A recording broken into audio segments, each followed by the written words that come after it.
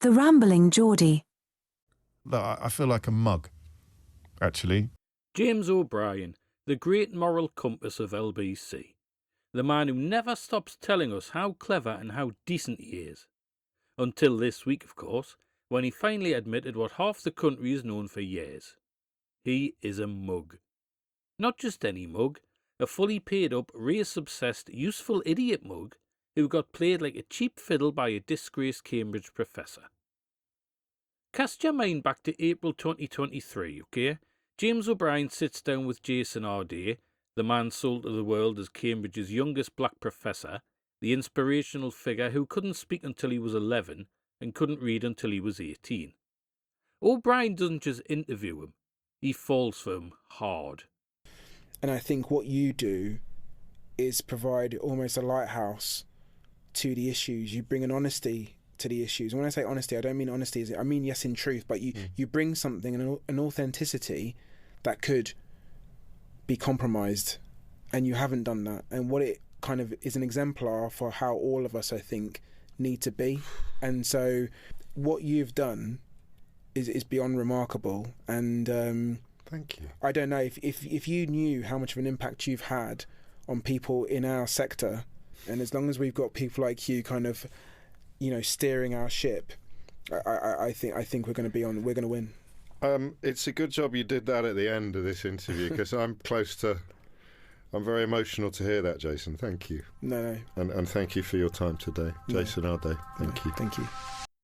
He calls the conversation one of the most extraordinary interviews I have ever conducted. He says it defied my expectations. He declares Arday a remarkable and brilliant man. And Arday? Well, he knows exactly what he's doing. He lays on the flattery, that word-salad praise about O'Brien's impact on public sociology, and our hero practically melts. This is the moment the trap was set. O'Brien didn't just platform Arday, he anointed him. Because the story fitted perfectly into James's worldview. Black, disadvantaged, overcoming the system, therefore must be pure genius. No further scrutiny is required. Then fast forward to 2026. The fairy tale starts to unravel. Plagiarism allegations in the PhD. Interview quotes that appear in multiple papers attributed to different people. Claims about raising millions for charity that turn out to be wildly inflated. Visiting professorships that universities say just didn't happen. Serious journalists start asking serious questions. And what does James O'Brien do? Does he apply the forensic scrutiny he claims to bring to every other story? Does he wait for the evidence? Does he fuck? He immediately reaches for the race card. He accuses the Telegraph and The Times of studied and deliberate ignominy. He suggests their motives are hideously obvious. In other words, only racists would dare question a black Cambridge professor. Because in James O'Brien's world, credentials, plagiarism and basic honesty come at a distant second to skin colour and the correct narrative. He tells his audience, and himself, that only a racist would even wonder whether Arday deserved to be there.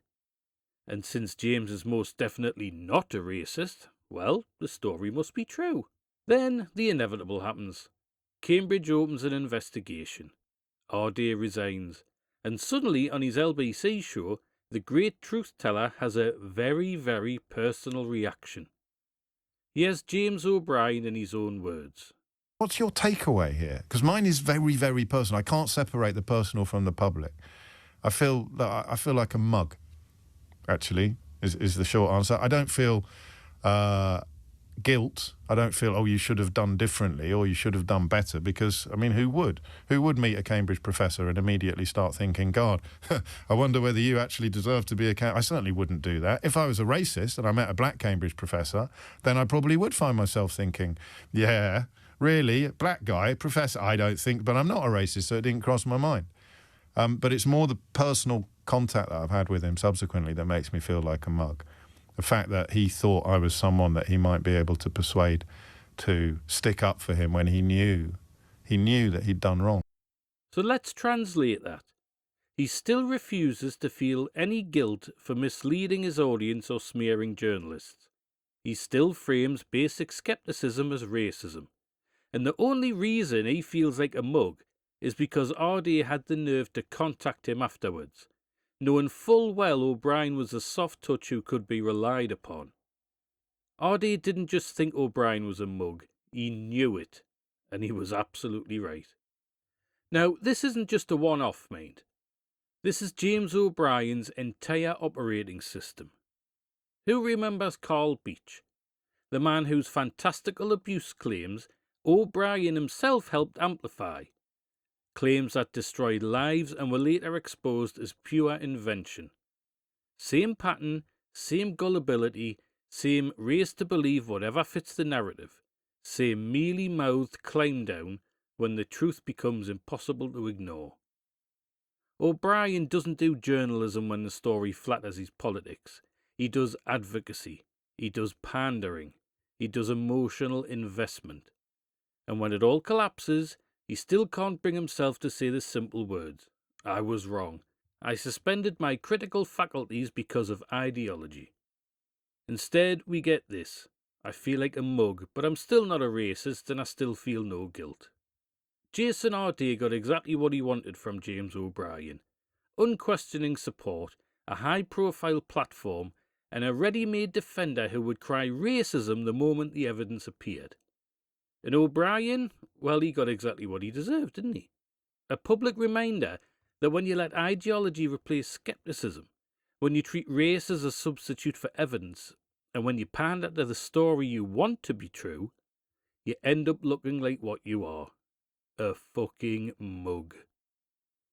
Thanks for watching. If you enjoyed watching James O'Brien hang himself with his own words, smash like, subscribe, and share this with every O'Brien fan who's still pretending this was anything other than pure predictable gullibility. Cheers. Don't be daft, man.